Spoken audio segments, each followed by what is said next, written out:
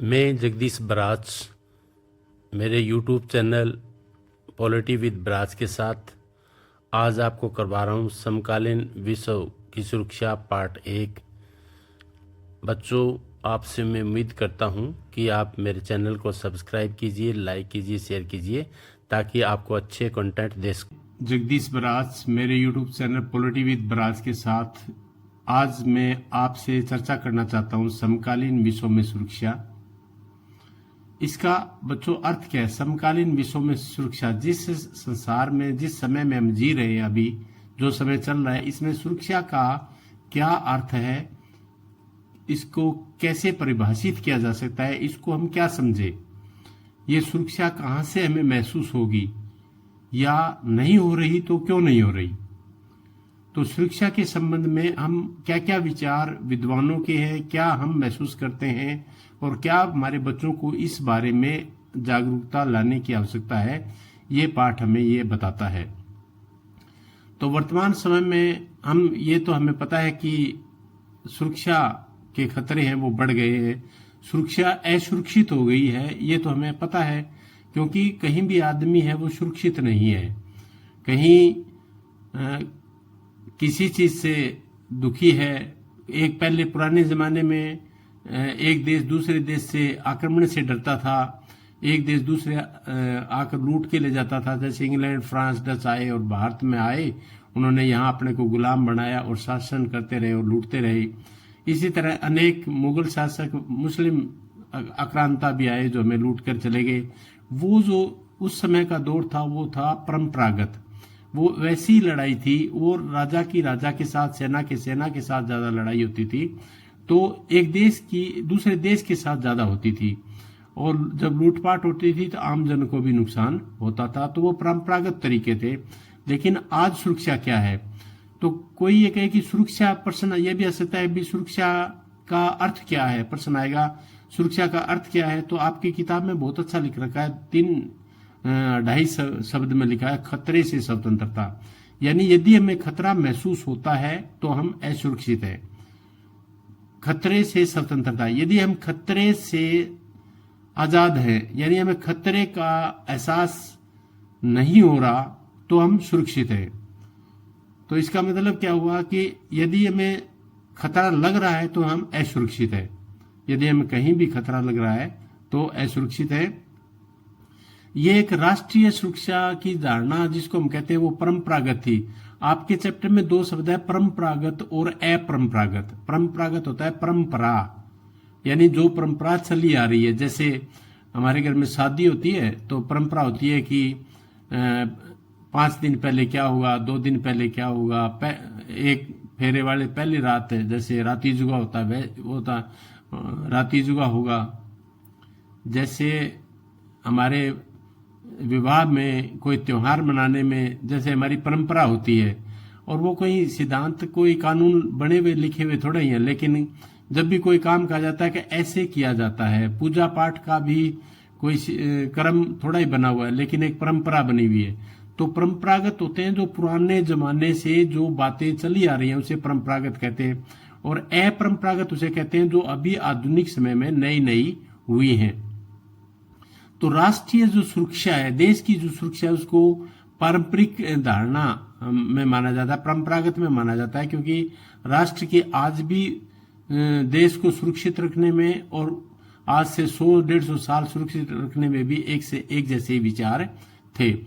जैसे 11 सितंबर 2001 को अमेरिका में वर्ल्ड ट्रेड सेंटर, एक विश्व के व्यापार का एक केंद्र था, वहां पर आतंकवादियों ने जहाज जाके उन टावर्स में मार दी थी, तो 4-5 हजार के करीब लोग मारे गए थे। तब अमेरिका उससे पहले मानता ही नहीं था कि अमेरिका के नागरिकों को कोई खतरा है।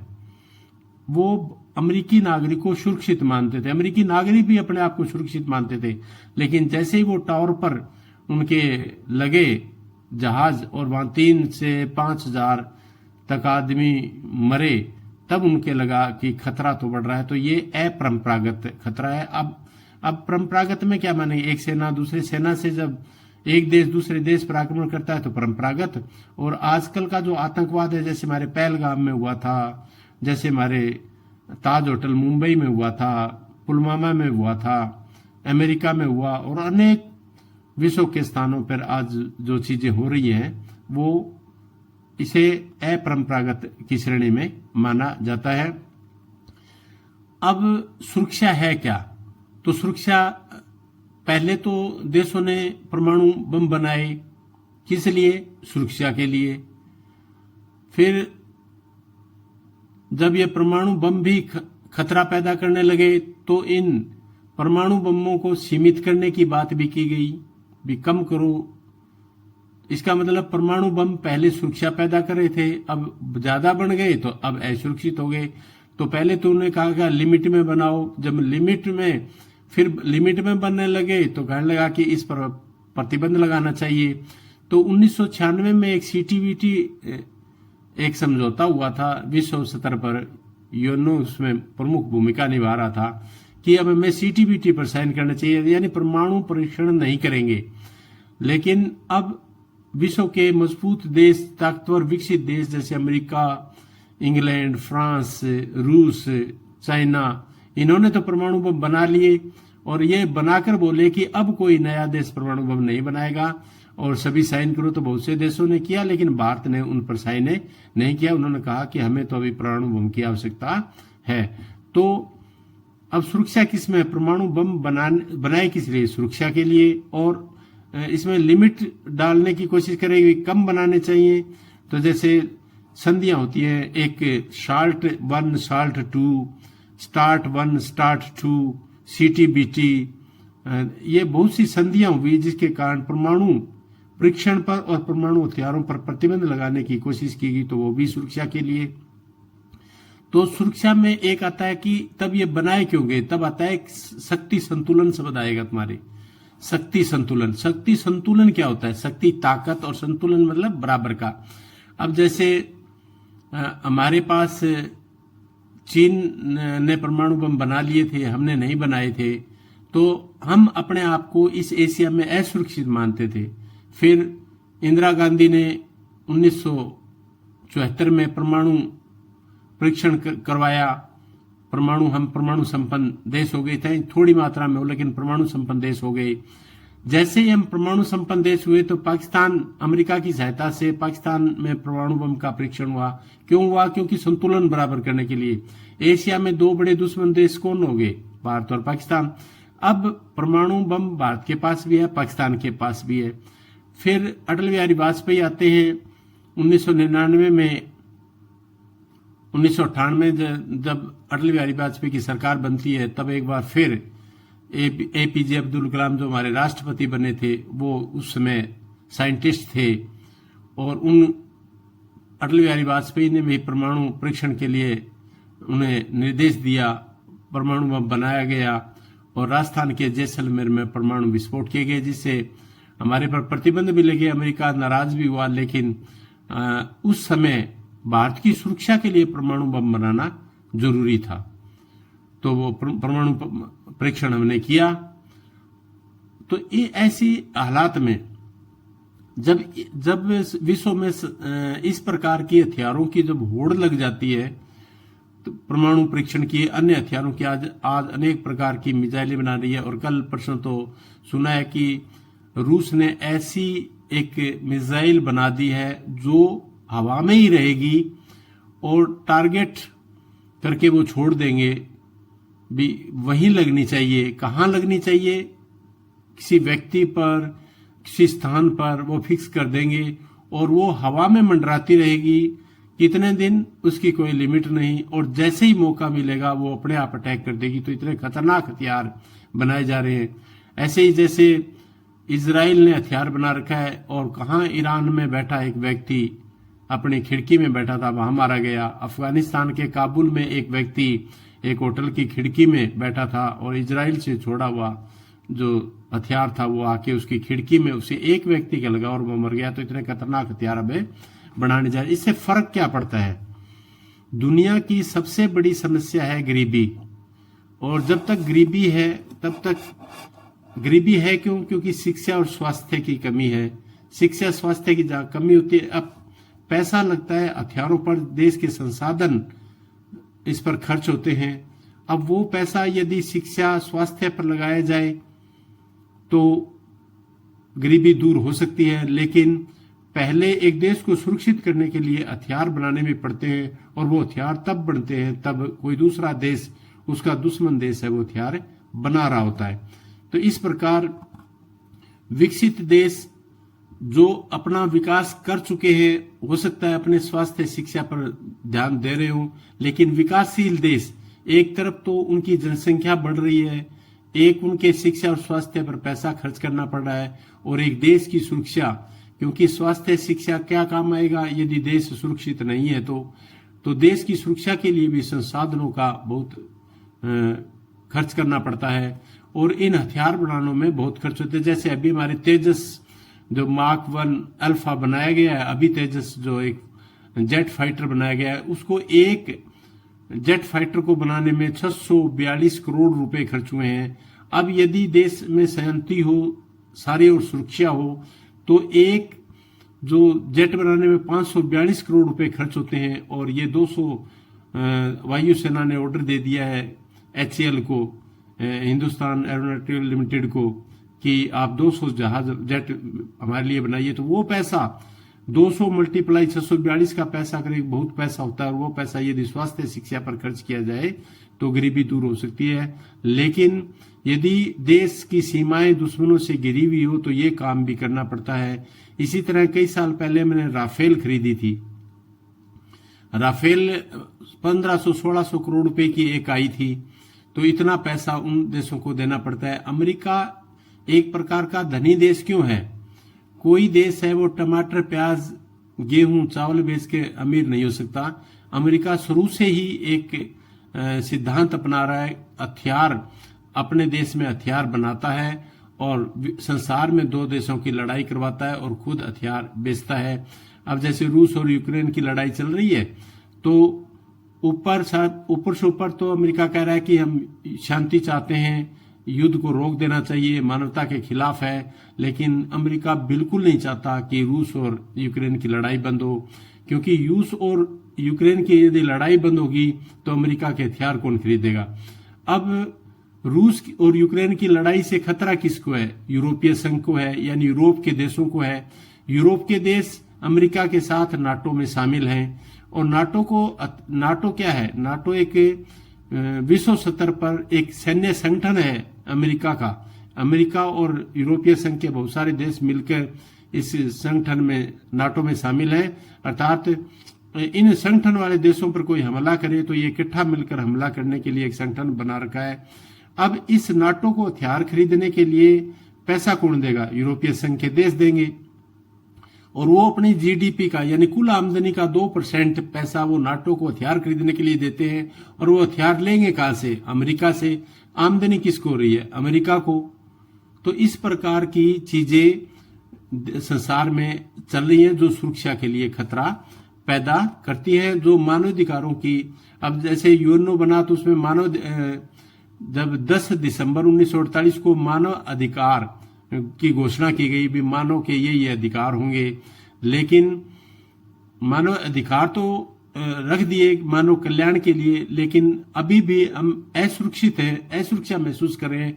यानी हमारी आजादी को, हमारी स्वतंत्रता को अब भी हम खतरा महसूस कर रहे हैं। तो वो सारा का सारा धन जो विकासशील देश अपने लोगों की भलाई के लिए लगाना चाहता है, उसे मजबूरी बस है वो सुरक्षा के क्षेत्र में लगाना चाहता है। इसी तरह भारत ने हमेशा ही शस्त्रीकरण क्या होता है? शस्त्रीकरण हथियारों को बनाते जाओ और देश में शस्त्र हथियार इकट्ठे करते जाओ, वो हो गया शस्त्रीकरण। यानी देश में शस्त्रीकरण हो रहा है। निशस्त्रीकरण क्या है?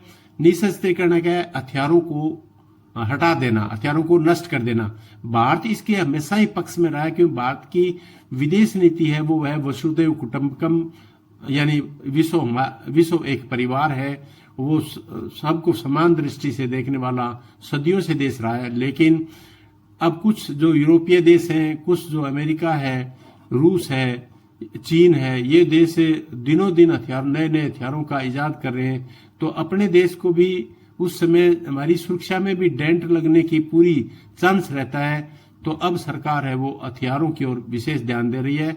और आजकल तो भारत में भी बहुत सारे हथियार हमारी जो सैनिक संगठन है, सैनिक जो उत्पादन से संबंधित कारखाने वो हथियार बना रहे हैं और बहुत सारे देशों के ऑर्डर भी मिल रहे हैं। तो ऑर्डर मिल रहे हैं, जैसे यदि भारत हथियार बनाने में सफल रहा और मजबूत हथियार बनाने में सफल रहा, दुनिया के देश उसको लेने में सफल ले लेंगे यदि अच्छे हथियार हुए तो।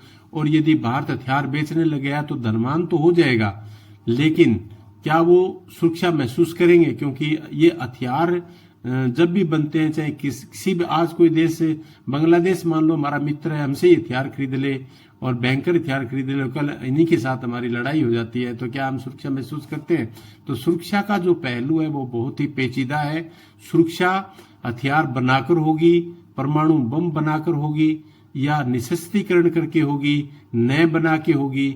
इस प्रकार के अनेक विचारधाराएं हैं जो सुरक्षा के बारे में कही जाती हैं। सुरक्षा कैसे हो सकती है? एक तो विश्वास बहाली, यानी अनेक राष्ट्रों के बीच में आपस में विश्वास बढ़े, एक दूसरे पर आक्रमण न करने का, हथियार न बनाने का, परमाणु बम की ओर अपनी सारे संसाधनों का प्रयोग न करने का। इस प्रकार आपस में दो राष्ट्र, दो देशों के बीच में या विश्व के अनेक देशों के बीच में विश्वास पैदा होता है, तो इससे भी सुरक्षा बढ़ सकती है। अस्त्र नियंत्रण, यानी हथियारों पर नियंत्रण किया जाए। एक गठबंधन करके भी ऐसा हो सकता है, जैसे अमेरिका ने दूसरे विश्व युद्ध के बाद, जैसे मैंने आपको पहले बताया था, नाटो एक सैनिक संगठन बनाया था अनेक देशों को शामिल करके। जब इधर नाटो बना तो सोवियत संघ को भी लगा कि अब सुरक्षा को खतरा है, तो उन्होंने भी एक वार्सा पैक्ट किया, यानी अनेक देशों को मिलाकर, जो अमेरिका के विरोधी थे, जो सोवियत संघ के मित्र थे, उनको मिलाकर एक संगठन बनाया, वार्सा पैक्ट। उधर नाटो कहा गया, इधर वार्सा पैक्ट कहा गया। वार्सा पैक्ट क्यों बनाया? क्योंकि जब सैनिक संघ ऐसे गठबंधन बनते हैं तो फिर शक्ति संतुलन होता है, और शक्ति संतुलन एक प्रकार की सुरक्षा की गारंटी देता है। अब ऐसा क्यों महसूस होता है? क्योंकि इधर नाटो, अमेरिका पूरा घमंड था अमेरिका को नाटो के ऊपर कि हम कुछ भी कर सकते हैं, तो इधर फिर सोवियत संघ ने बना लिया वार्सा पैक्ट। अब अमेरिका को लगने लग गया कि यदि नाटो के रूप में हम करेंगे तो वो वार्सा के कुछ देश वो आक्रमण करेंगे। तो आक्रमण, जब कोई आदमी किसी पर हमला करता है तो वो सोचता है कि अगले में ताकत क्या है। जैसे बच्चों, छोटा सा उदाहरण लो, यदि हम बाजार में जाते हैं, अपनी गाड़ी से कहीं से टच हो जाए, तो यदि रिक्शा वाले ने टच कर दी तो हमें गुस्सा आ जाएगा, लेकिन कोई बड़ा आदमी, शीशा में बहुत बड़े बड़े आदमी है, ताकतवर है, क्या हमारी साइकिल, हमारा स्कूटर, हमारा मोटरसाइकिल उन गाड़ी के टच हो जाए तो क्या हमें गुस्सा आएगा? क्या हम उसे नीचे उतार के गाड़ी से पीटने लगेंगे? नहीं पीटेंगे, रिक्शा वाले को तो पीट देंगे।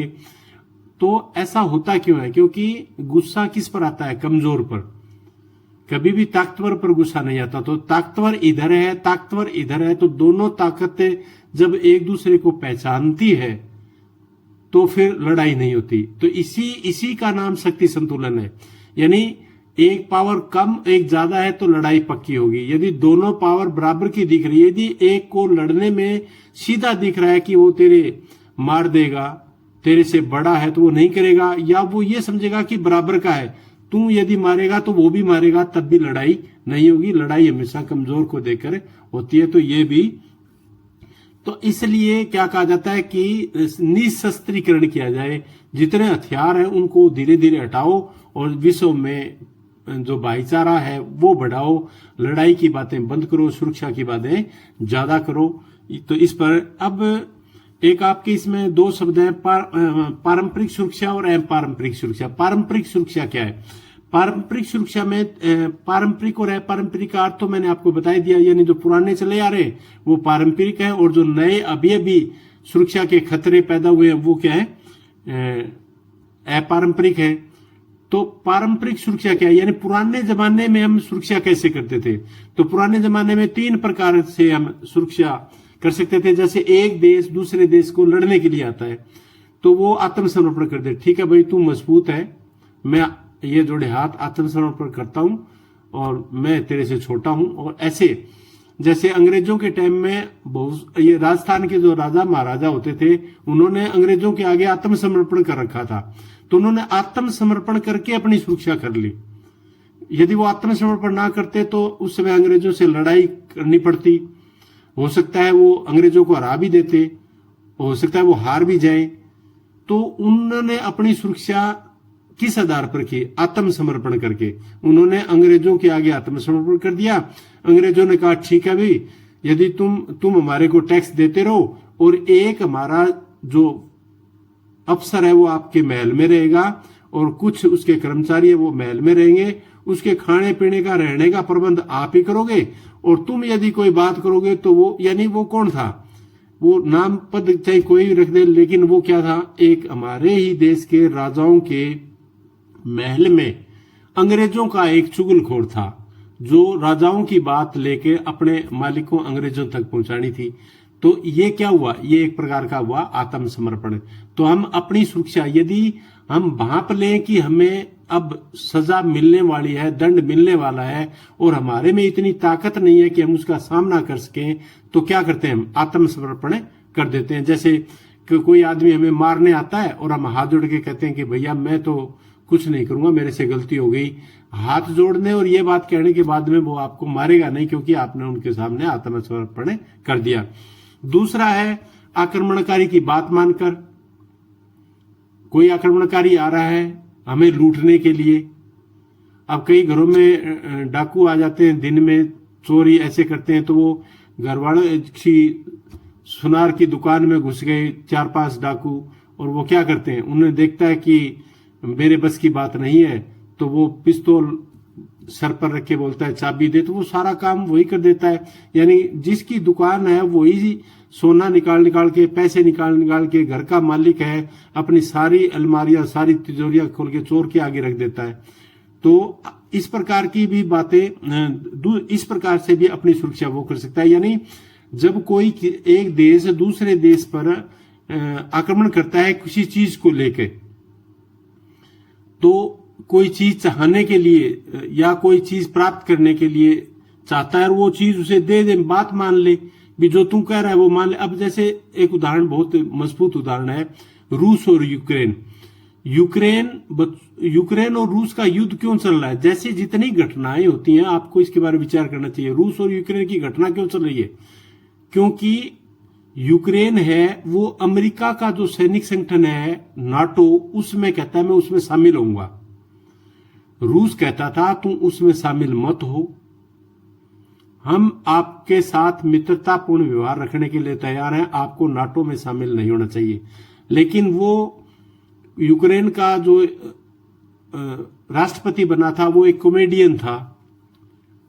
एक यूक्रेन में एक प्रकार का क्रांति सी हुई, क्रांति मतलब विचारों का फेरबदल हुआ और एक कॉमेडियन है वो बन गया। अच्छा राजनीतिज्ञ, घाघ राजनीतिज्ञ था नहीं। तो वो यूरोपीय कुछ देशों के बहकावे में आके कहने लगा कि मैं तो नाटो में शामिल होऊंगा। रूस ने 3 साल तक उसे कहा कि तू नाटो में मत जा, नाटो में नहीं जाने दूंगा, और उसे धमकी दी। फिर उन्होंने, यूरोपीय संघों ने रूस को डराने के लिए हथियार भी दिए और पूरे यूक्रेन के नागरिकों को हथियार भी बांट दिए कि यदि रूस हमारे पर हमला करने आया तो हम इस पर हमला करेंगे।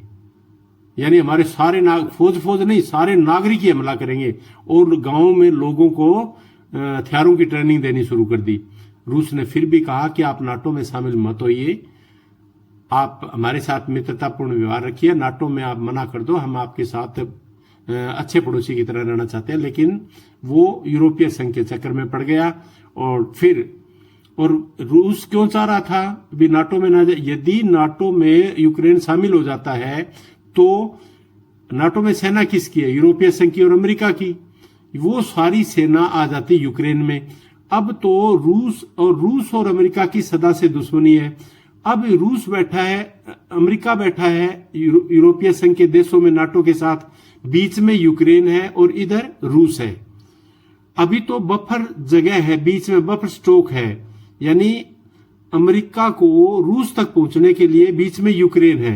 अब यूक्रेन नाटो में शामिल हो जाए तो रूस की जो सेना है, नाटो है, वो सारा का सारा यूक्रेन में टहलने लगेगा, अपने सैनिक अड्डे बना लेगा। इससे खतरा पैदा किसको होगा? रूस को। तो रूस को भविष्य में होने वाले खतरे से सुरक्षा के लिए यूक्रेन को कहा कि तुम्हें इसमें शामिल नहीं होना, लेकिन वो उसमें शामिल हो गया। हुआ नहीं, होना चाहता था।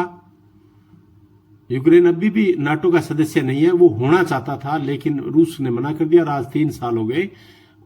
यूक्रेन एक बहुत अच्छा देश था, जो एक कॉमेडियन के गलत फैसले के कारण यूक्रेन देश है वो बर्बादी के रास्ते पर चल पड़ा है। और आज वहां 3 साल हो गए, बहुत लोग मारे गए, बिल्डिंगें टूट गई, सारे उद्योग धंधे बंद हैं, एग्रीकल्चर सिस्टम बंद है। अब खैरात पर जैसे पाकिस्तान दूसरों के पैसे पर पल रहा है, ऐसे यूरोपीय संघ और अमेरिका के पैसे पर यूक्रेन पल रहा है। इसीलिए तो यूक्रेन एक अच्छा प्रभुत्व संपन्न देश था, जो बराबर बात करने वाला देश था।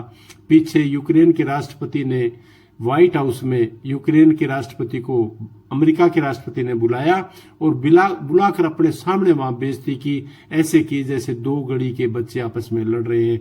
वो इसलिए है क्योंकि यूक्रेन है की स्थिति अब बहुत खराब है। तो आप पारंपरिक सुरक्षा, पहले मैंने बताया आत्मसमर्पण करके भी हम अपनी सुरक्षा कर सकते हैं, पुराने जमाने में करते थे ऐसे। फिर जो वो युद्ध करने आता है वो मांगे वो दे दो तो सुरक्षा हो जाएगी। और तीसरी है युद्ध करके, युद्ध में रहकर। फिर तीसरी बात बचती है, यदि आप आत्मसमर्पण नहीं करना चाहते, आप जो वो चाह रहा है युद्ध करने वाला वैसा भी आप नहीं करते, तो फिर क्या करना पड़ेगा? फिर तो युद्ध करना पड़ेगा। और युद्ध कौन करेगा? जिसमें ये ताकत पर पूरा विश्वास हो कि हम इसको हरा देंगे। तो फिर तीसरा, हम अपने आप को सुरक्षित कैसे कर सकते हैं? जो आक्रमण करने आया है उसको हराकर। तो इसका छोटा सा एक उदाहरण हम लें तो पहलगांव में पाकिस्तान ने हमला किया, और पहलगांव में हमले करते ही हमने तैयारी कर ली और हमने पाकिस्तान पर 3-4 दिन बमबारी की और उनके सारे आतंकवादी ठिकाने तोड़ दिए, 11 एयरबेस तोड़ दिए। और परमाणु हथियार जहां वो रखते हैं, जो अमेरिका के कंट्रोल में वैसे दिखाने में पाकिस्तान के, लेकिन वास्तव में वो अमेरिका के कंट्रोल में है। और तो फिर वहां भी हमला किया। जब वहां हुआ तो पाकिस्तान, अमेरिका भी घबरा गया और ले दे के वो युद्ध है वो बंद हुआ। तो हमने क्या कहा पाकिस्तान को? हमने कहा कि आप अपने आतंकवादियों को मत भेजिए। वो नहीं माने, तो उन्होंने ना तो आत्मसमर्पण किया, शुरू में आत्मसमर्पण भी नहीं किया, दूसरा भी नहीं किया उन्होंने जो हम चाह रहे थे वो नहीं किया। क्या चाह रहे थे? भी भारत में आतंकवादी मत भेजो। फिर जब उन्होंने आतंकवादी भेज के पहलगांव में हमारे आदमी मरवाई दिए, तो फिर हमने उन पर हमला किया और उनको बुरी तरह से उनको नुकसान पहुंचाया और कह दिया कि आगे से यदि भारत में आतंकवादी आते हैं तो हम बिना किसी घोषणा के पाकिस्तान पर हमला करेंगे।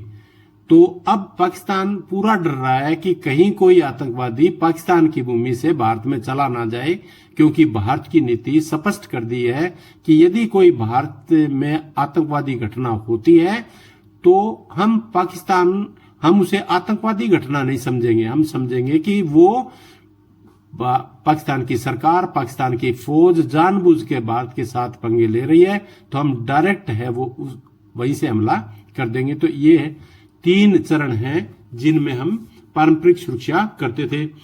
अपारंपरिक सुरक्षा में आजकल क्या आता है? आजकल आपदाएं आती हैं, आजकल आतंकवाद है, महामारी है, भूकंप है, साइक्लोन है, यानी अनेक प्रकार के खतरे पैदा हो गए हैं। उन खतरों से भी हम नए नए साधनों का प्रयोग करके हम अपने आप को सुरक्षित महसूस कर सकते हैं। यानी आपदा आती है, तुम्हारे पास साधन होने चाहिए कि हम ऐसा कर दें, भूकंप आए तो कर दें। जैसे जापान में भूकंप बहुत आता है, उनकी टेक्नोलॉजी अच्छी है और उनके पास कुछ भविष्यवाणी के यंत्र भी बड़े इजाद कर रखे हैं। तो एक तो उन्होंने जो भी आपदा आती है तो उनका पहले पता लग जाता है, और एक जितना नुकसान होता है उनकी टेक्नोलॉजी इतनी हाई है कि वो कोई शहर उजड़ता है सुनामी से और भूकंप से, और अगले ही 6 महीने 12 महीने में वैसा का वैसा शहर वो दोबारा बसा देते। तो जापान की जनता अपने आप को सुरक्षित महसूस करती है, सुरक्षा का आभास होता है उनको भी। यदि कोई आपदा आ भी गई तो हमें सुरक्षित होंगे। आतंकवाद से जैसे यदि कोई, अब हम आतंकवाद से बहुत डरते थे, लेकिन आजकल की सरकार जो कार्रवाई की है इस सरकार ने, वो सरकार ने आतंकवाद को कश्मीर में मिटाया है। कश्मीर में जो 370 धारा है वो तोड़ी है। यहाँ CAA लागू किया है। यहाँ एक विदेशी आतंकवादी न आए उसका प्रबंध भी हो रहा है। तो सरकार जो कार्रवाई कर रही है वो जनता के सामने है और जनता को इसमें सुरक्षा महसूस होती है। अब संसार में 2 प्रकार के देश है, एक तो है विकसित राष्ट्र और एक है अविकसित। विकसित राष्ट्र वो होता है जिन्होंने अपने संसाधनों का प्रयोग करके पूरी तरह से विकास कर लिया, और एक अविकसित राष्ट्र वो है जो कभी इन यूरोपीय देशों के गुलाम होते थे और फिर आजाद हुए और धीरे धीरे विकास वो कर रहे हैं। विकसित देश जो विकास कर चुके हैं उसमें कौन है? अमेरिका, यूरोपीय संघ के सारे देश, सारी लगभग यूरोप के देश भी विकसित है। रूस है, चीन है, जापान है, ये सारे देश है। ये सिंगापुर, इधर पूरे आसियान के देश भी काफी विकसित हैं। दक्षिण कोरिया है, ये देश भी विकसित है। तो ये विकसित की श्रेणी में आते हैं। विकासशील में हम भारत को भी गिन सकते हैं, दक्षिण अफ्रीका है, काफी सारे देश हैं जो विकासशील में। और गरीब देश भी हैं, जैसे अफ्रीका में घाना है, जाम्बिया है, बहुत से देश ऐसे जो अब भी गरीबी की मार जी रहे हैं। एशिया में भी गरीब देश हैं, और पाकिस्तान तो गरीब वापस तीसरी दुनिया में जाने के लिए तैयार बैठा है। तो तीसरी दुनिया कहते हैं जो गरीब देश हैं। तो विकसित देश और विकासशील देश, अविकसित देश कह सकते हैं, या तीसरी दुनिया के देश या गरीब देश भी कह सकते हैं। तो अब इन दोनों में झगड़ा क्या रहता है? विकासशील देशों ने अपने संसाधनों का प्रयोग करके विकसित हो लिए। अब वो कहते हैं कि हमें पर्यावरण की रक्षा करनी है, तो पर्यावरण की हम रक्षा करेंगे तो क्या करेंगे? अब यदि हम पर्यावरण के चक्कर में पड़े रहते तो सड़कें कैसे बनती, उद्योग कैसे लगेंगे? हमारे उद्योग तो लगे हुए हैं ही नहीं अभी। तो उद्योग लगाएंगे तो जमीन चाहिएगी, पेड़ काटने पड़ेंगे, जल प्रदूषित भी होगा, जनसंख्या भी बसेगी, तो पर्यावरण प्रदूषण होगा। तो यूएनओ में अमेरिका और ये विकसित देश चाल चलते रहते हैं कि हमें अब पर्यावरण का ध्यान रखना है। तो मोदी ने एक बार भाषण भी दिया था कि हमें पर्यावरण के लपेटे में अभी नहीं लेना चाहिए, और जो विकसित राष्ट्र हैं उनको पर्यावरण की नीतियों का दृढ़ता से लागू करना चाहिए, और विकासशील देशों को कुछ छूट मिलनी चाहिए। तौर पर जो अंटार्कटिका, यहाँ ग्लेशियर हैं, जो गर्मी में यदि बढ़ती है धीरे धीरे, पर्यावरण प्रदूषण से असंतुलन जो हो रहा है पर्यावरण का, उसके कारण वो हिमखंड पिघलते हैं और समुद्र का सतह है वो ऊंचा हो जा रहा है। वो फिर समुद्र, वो जगह जो जमीन है वो पानी में डूबने का डर रहता है। बच्चों जैसे हमारे अभी मोदी जी गए थे, आपने देखा होगा 6 महीने पहले, गुजरात के द्वारका धीश जो श्री कृष्ण भगवान की नगरी थी, वो समुद्र में जाके मोदी जी पूजा करके आए थे। अर्थात हमेशा से ही द्वारका पुरी जो थी वो क्या समुद्र के अंदर थोड़ी थी, वो बाहर थी, लेकिन धीरे धीरे हिमखंड के पिघलने से पानी बढ़ता जाता है और जो धरती है वो समुद्र के पानी में नीचे डूबती जाती है। अब जो खतरा है वो बांग्लादेश को भी है और हमारी मुंबई को भी है। यदि इसी तरह पर्यावरण प्रदूषण से हिमखंड पिघलते रहे और समुद्र का जल ऊपर चढ़ता रहा तो एक दिन मुंबई भी पीछे हटना पड़ेगा और बांग्लादेश भी डूब जाएगा। प्रश्न आता है निशस्त्रीकरण क्या है? निशस्त्रीकरण, शस्त्रीकरण होता है हथियार से लैस हो जाना, हथियार बना लेना, हथियारों का जखीरा, हथियारों का भंडार देश में लगा लेना। और निशस्त्रीकरण क्या हुआ? हथियारों को हटाना, यानी बिना हथियारों के। तो कहता है इसकी आवश्यकता क्यों है? तो आएगा निशस्त्रीकरण का या जो भी परमाणु हथियारों पर प्रतिबंध लगाने का फायदा क्या है, क्या आवश्यकता क्या है, क्यों जरूरत पड़ती है, एक प्रश्न आ जाता है। तो इसे एक तो किसके लिए? विश्व शांति के लिए, यानी हथियार बनाए किसके लिए गए? सुरक्षा के लिए। और अब क्योंकि ये जो हथियारों का असंतुलन बढ़ रहा है इसके कारण अब निशस्त्रीकरण करना भी आवश्यक है। तो विश्व शांति के लिए हथियारों का होना बहुत जरूरी है। तो क्यों आवश्यकता पड़ी? पहला तो यही हुआ कि विश्व शांति हम चाहते हैं तो हमें हथियारों को धरती से हटाना पड़ेगा। दूसरा, आर्थिक विकास के लिए, यदि हम आर्थिक विकास कर अपने सारे संसाधनों का प्रयोग यदि हम हथियार बनाने में ही करते रहे, आपको जो पैसा जो धन उसे लोगों की भलाई के लिए लगाना चाहिए वो हथियार खरीदने में लग जाता है।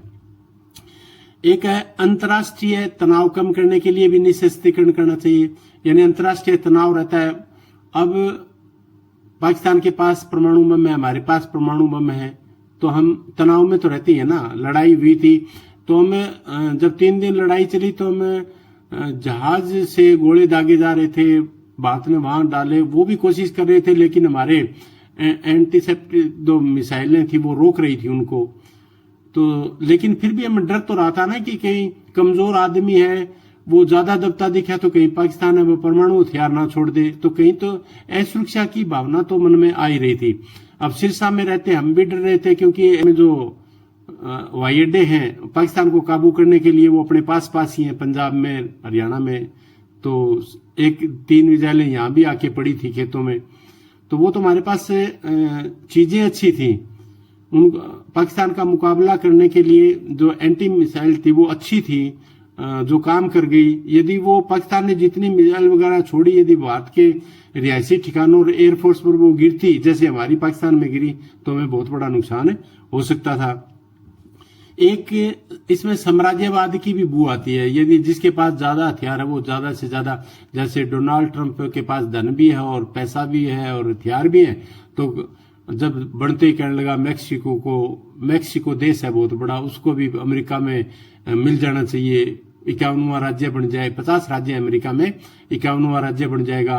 कनाडा को भी धमकाने लग गया, इंग्लैंड को भी धमकाने लग गया, जर्मनी को भी धमकाने लग गया, और उसने भारत को भी धमकाने की पूरी कोशिश की। लेकिन अब 4-5 दिन से उसके तेवर ढीले पड़े हैं, क्योंकि भारत ने उसको घास से नहीं डाली। तो एक साम्राज्यवाद या उपनिवेशवाद की बू भी आती है, जैसे इन देशों को लगता है कि बाकी देशों को गुलाम बना के रखो, उनके संसाधनों का प्रयोग करो। दूसरा है, एक आवश्यकता इसलिए निःशस्त्रीकरण की कि लोक कल्याण के लिए, ये तो सबसे बड़ा है ही। यदि हम निःशस्त्रीकरण करेंगे और हथियार नहीं बनाएंगे, हथियारों पर पैसा खर्च नहीं करेंगे, तो वो सारा धन कहाँ खर्च होगा? वो खर्च होगा जनता की भलाई के लिए। अब बाधा क्या है? हम ये करना तो चाहते हैं, निःशस्त्रीकरण करना चाहते हैं, हम परमाणु बम हटाना चाहते हैं, हम लड़ाई नहीं करना चाहते, हम पूर्ण सुरक्षित रहना चाहते हैं, तो इसमें बाधा क्या है? मुश्किल क्या आ रही है? तो इसके लिए हम कह सकते हैं कि एक तो आपसी विश्वास की कमी है, बाधा है। यानी बात तो सारे संसार के सारे देश करते हैं कि हमें मानव कल्याण करना चाहिए, मानव अधिकार देने चाहिए, एक दूसरे की लड़ाई नहीं करनी चाहिए। लेकिन बच्चों, आज तक जितनी भी लड़ाई हुई है, कम से कम मेरे जानने के बाद, तो सारी लड़ाई अमेरिका ने खुद करवाई है। ईरान इराक में करवाई है, इराक कुवैत में करवाई है, अभी ईरान में जाके बम बरसाए हैं, कभी अफगानिस्तान को कब्जा करने की कोशिश की है, पाकिस्तान को अपने कब्जे, पाकिस्तान का सहारा लेके अफगानिस्तान पर बम बरसाए हैं, वहां पर अपनी सरकारें बनाई है। अब वेनेजुएला एक देश है, वहां अपनी सरकार बनाने की अमेरिका वो कोशिश कर रहा है। तो ये जो ये जब ऐसी हरकतें होती हैं तो एक दूसरे के देश पर विश्वास नहीं करते, और ये अविश्वास की कमी है, वो ही निःशस्त्रीकरण में बाधक है। राष्ट्रीय हित, हर कोई आदमी अपना राष्ट्रीय हित देखता है, यानी विश्व के कल्याण की बजाय अपने देश के कल्याण की बात करता है। अपने राष्ट्र की सुरक्षा, हर व्यक्ति अपने देश की सुरक्षा करना चाहता है, इसलिए भी हथियार बनाता है। एक बढ़ता हुआ राष्ट्रवाद, ये भी एक आजकल पिछले 10-15 यानी 2000 के बाद बात है। पहले थोड़ी और विचारधारा काम करती थी, समाजवादी, कार्ल मार्क्स की जो साम्यवादी, वो विचारधारा काम करती थी, और बड़े बड़े विश्वविद्यालयों में भी वो पढ़ाई जाती थी, और वहां से नेता निकलते थे, वो भी उस विचारधारा के होते थे। लेकिन 2000 के बाद में राष्ट्रवाद हावी हो गया। राष्ट्रवाद यानी राष्ट्र प्रेमी, राष्ट्र को एक हद तक चाहना अच्छी बात है, लेकिन उस उग्र राष्ट्र जो होता है वो कई बार युद्ध का कारण भी बन जाता है। तो राष्ट्रवाद भी अच्छा होता है। अब राष्ट्रवाद, अपने देश के प्रति प्यार को राष्ट्रवाद कहते हैं, लेकिन एक उग्र राष्ट्रवाद, ऐसा राष्ट्र जो अपने को ही मजबूत समझे, और दूसरे को कुछ ना समझे तो वो उसे उग्र राष्ट्रवाद कहेंगे, जो खतरा पैदा भी कर सकता है।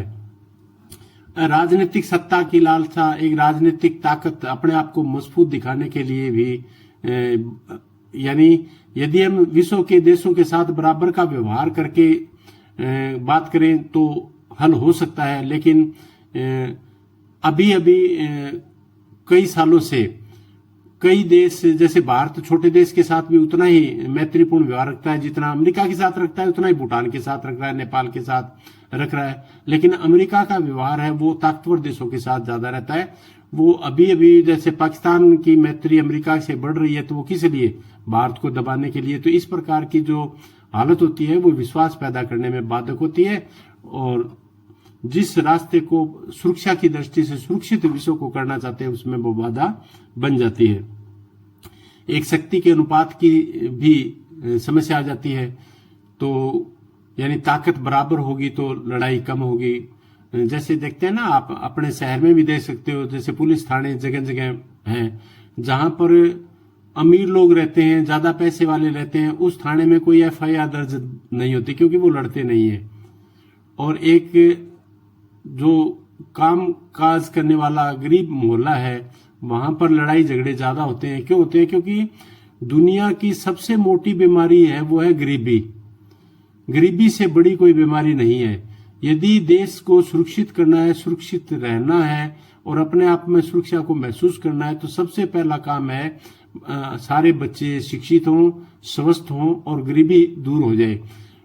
अब जैसे श्रीलंका में उस देश की सरकार के खिलाफ जनता ने बहुत तोड़फोड़ की, बांग्लादेश में तोड़फोड़ की, और नेपाल में तो अभी 2-3 महीने पहले बहुत तोड़फोड़ की।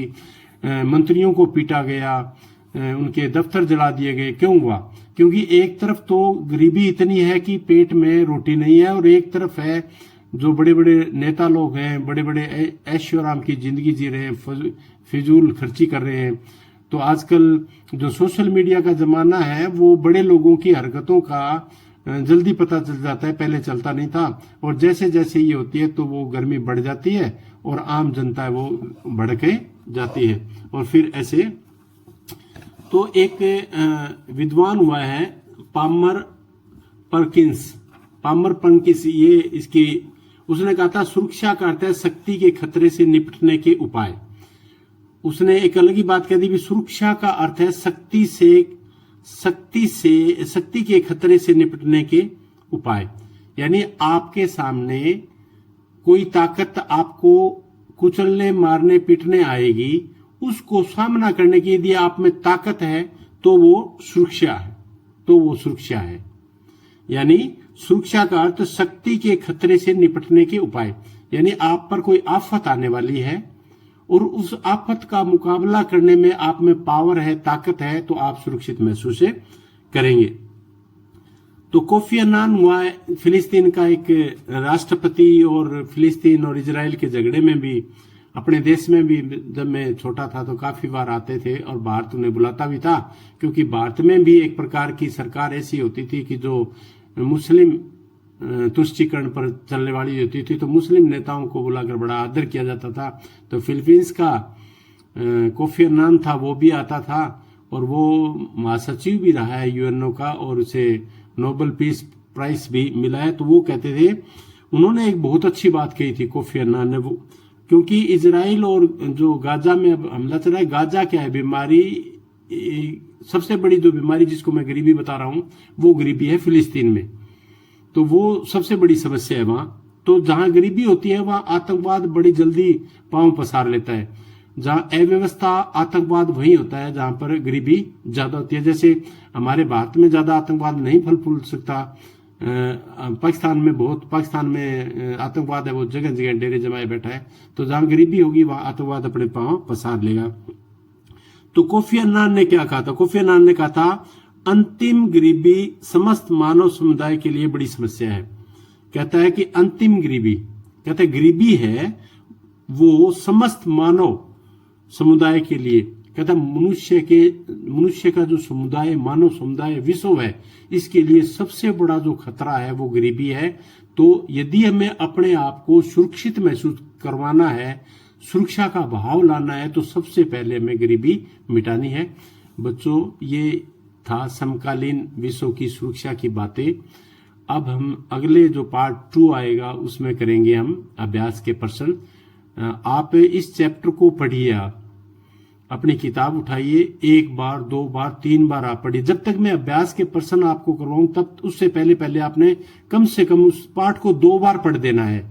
और पाठ पढ़ने का अच्छा और बढ़िया सा तरीका क्या होता है, वो होता है कि पहले आप अभ्यास के प्रश्न को पढ़िए, फिर पाठ पढ़िए, फिर अभ्यास के प्रश्न पढ़िए, पाठ पढ़िए, और नॉर्मल रहिए। समझ में आए तो ठीक, ना आए तो ठीक, लेकिन आपका काम है अभ्यास के प्रश्न पढ़ो, पाठ पढ़ो, फिर अभ्यास के प्रश्न पढ़ो, पाठ पढ़ो। और मैं 2 4 5 दिन के बाद आपको जब अभ्यास के प्रश्न करवाऊंगा तो आपको जिंदगी में दोबारा इस पाठ के प्रश्न याद करना तो दूर की बात है, आपकी ये समझ भी बन जाएगी कि सुरक्षा क्या है और विश्व सुरक्षा क्या है और सुरक्षा के पीछे क्या क्या अवधारणा है। हम सुरक्षा किसको कहेंगे, हथियार बनाने को सुरक्षा कहेंगे या हटाने को सुरक्षा कहेंगे। इस प्रकार की धारणा हमारे मन में जम जाएगी और हमें पूरी सारी बातों का हमें ज्ञान हो जाएगा। कभी भी बड़ी बात, कोई बड़ी बात ना समझ में आ रही हो तो उसका छोटा सा अपने घर का उदाहरण लेकर समझने की कोशिश करो, क्योंकि चीजें दुनिया में एक जैसी हैं, चाहे घर में हो, चाहे राज्य में हो, चाहे देश में हो, चाहे विश्व में हो, वही मानसिकता, वही लोग होते हैं और उसी प्रकार की बातें होती हैं।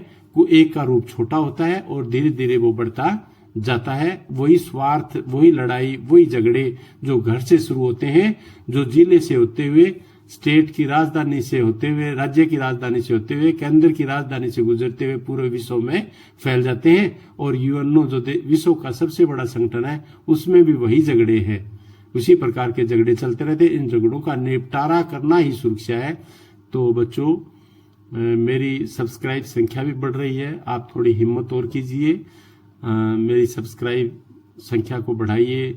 और एक आप सब्सक्राइब तो बढ़ रहे हैं, लाइक्स भी बढ़ रहे हैं, व्यूवर तो बहुत हो गए, 35 से 40 हजार के हो गए। इतनी तो मैंने कभी सोच ही नहीं सकता था, हो सकता है। लेकिन मुझे असली एनर्जी मिलती है आपके कमेंट्स से, मुझे बड़ा अच्छा लगता है। जैसे मेहनत की है तो उसका फल हर कोई इंतजार करता है, अभी फल मिले, तो वो मैं उस कमेंट्स के माध्यम से प्राप्त करना चाहता हूं, या मुझे महसूस होता है ऐसा कि कमेंट आएंगे तो मुझे एनर्जी मिलेगी और मैं आपके आगे के जो कंटेंट जो भी लेऊंगा वो आपको बड़ी तसल्ली से ऐसे ढंग से बताऊंगा कि जब आप कॉलेज में जाओ तो आपको मन में विचार आए और आप लिख के आ जाओ, और यदि नहीं पता तो आप पूछने की कोशिश करेंगे। बहुत बहुत धन्यवाद। Thank you very much.